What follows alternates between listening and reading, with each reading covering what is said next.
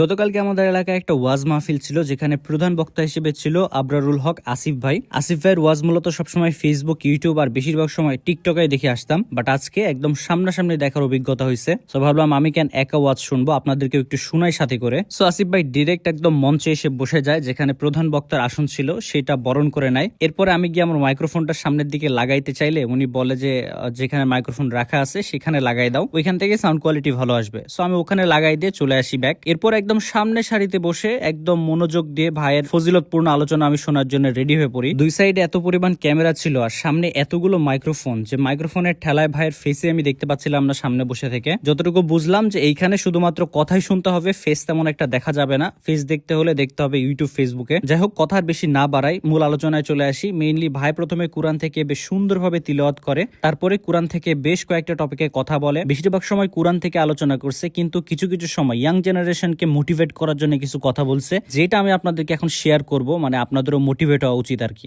সবাই এবার একটা বিষয় শোনেন। এখানে যারা আসছেন আজকের মাহফিলে, আপনাদের বউ আছে? কার কার একটু হাত তুলেন তো। আছে? শীতকাল খুব মজায় আছে তোমরা, আমি বুঝতে পারছি। যত সব কষ্ট সিঙ্গেলদের গলায় এসে ঝুলেছে, ঠিক আছে কিনা বল? সিঙ্গেলরা অনেক কষ্টে আছে। আমরা প্রত্যেকটা সিঙ্গেলকে শীতকালে তার কষ্ট দূর করার তৌফিক দান করে পড়া। আমিন। আব্বাজান, আপনার পায়ে আমার হাত। আল্লাহর ওয়াস্তে ছেলেকে বিয়ে দিয়ে দেন, আর দেরি করিলেন না। এই শীতকালে যার বউ নাই তার জীবনে আসলে কিছুই নাই গো যুবক ভাইরা।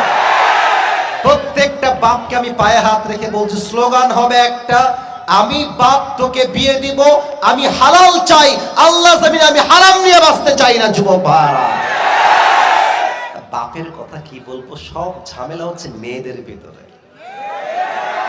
মেয়েরা বলবে যে টাকা নাই, না টাকা থাকলে টাকলাকাও কিছু মেয়ে বিয়ে করে ফেলে যুবক ভাইরা আজকালকার বাংলাদেশে। আল্লাহ এই মেয়েদেরকে হেদায়েত দান করুন, সকলেই জবান খুলে পড়াবে। আর আরেকটা কথা বলবো, রাগ টাক না করলে বলবো না, বলা যাবে না। রাগ করবেন না তো আপনারা কেউ আমার যুবক ভাই। আমার কথা কি জানেন, এই যে বাবারা আছেন এদিকে ডানে, মাঝে অনেক বাবা বসে আছেন, চুপচাপ ঝাপটি মেরে বাবারা বসে আছে। আপনারা ঠিক বলো না, আমি বলি, লেট মি টক।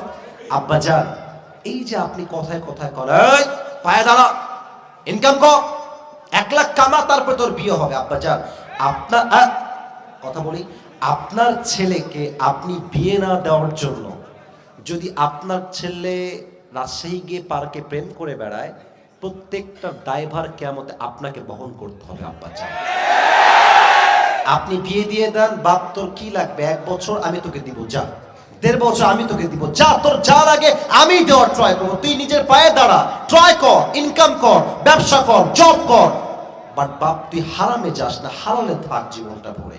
আমি বিশ্বাস করি এই স্লোগান যদি দেশের প্রত্যেকটা বাবার হয়ে যায়, ওয়াল্লাহে এই দেশের 80% যুবক জেনার থেকে বেঁচে যায়। যুবক ভাই, আল্লাহ আব্বাজানদেরকে বোঝার তৌফিক দান করুন, সকলে পড়া আমিন।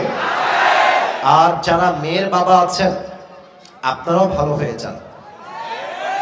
আপনারা ভালো হলে যুবকরা ভালো হয়ে যাবে। যুবক ভাইরা, মেয়ের বাবা তো না পারে একটা চার্ট দেয় যে আমার মেয়ের ছেলে মানে জামাই যে হবে সরকারি চাকরিজীবী হতে হবে, অনেক বড় একটা বাড়ি থাকতেই হবে, আর দেনমোহর বেশি না 30 লাখ দিলেই হবে। Very normal. ওরে বাপ রে, 30 লাখ তোর বাপ কোন দেখছে রে? আমার ইনকাম মাসে মাত্র 10,000, আমি 30 লাখ দিব কই থেকে? এই সমস্ত মেয়ের বাপরা এরকম ছেলে খোঁজে, দিন শেষে কপালে টাকলা চোটে, ভালো কোনো যুবক জোড়ে। এই সমস্ত বাবাদেরকে হেদায়েত দান করুন, সকলেই মন খুলে পড়া আমিন। আর মেয়েদের কথা বললে মেয়েরা আমার উপর রাগ করে, তাও আমি একটা কথা না বলে পারছি না। এই মেয়েদের একটা ট্রেন্ড হয়েছে, জামাই হওয়া লাগবে টাকাওয়ালা, তাহলে নাকি সব সুখ পাওয়া যায়। ওই দিন একটা মেয়ে ফেসবুকে পোস্ট করেছে, আমাকে একজন স্ক্রিনশট দিয়েছে। মেয়েটা লিখেছে যে বাটপাট তো সবাই হয়, তো টিনের ঘরে কান্না করার চাইতে BMW তো কান্না করা অনেক। বাটপাট নাম্বার 1। এরা হচ্ছে উপরে পুরোটাই ফিটফাট, ভিতরে পুরোটাই সদরঘাট। যুবক, এদেরকে হেদায়েত দান করুক, আমরা সকলেই মন খুলে পড়ছি আমিন।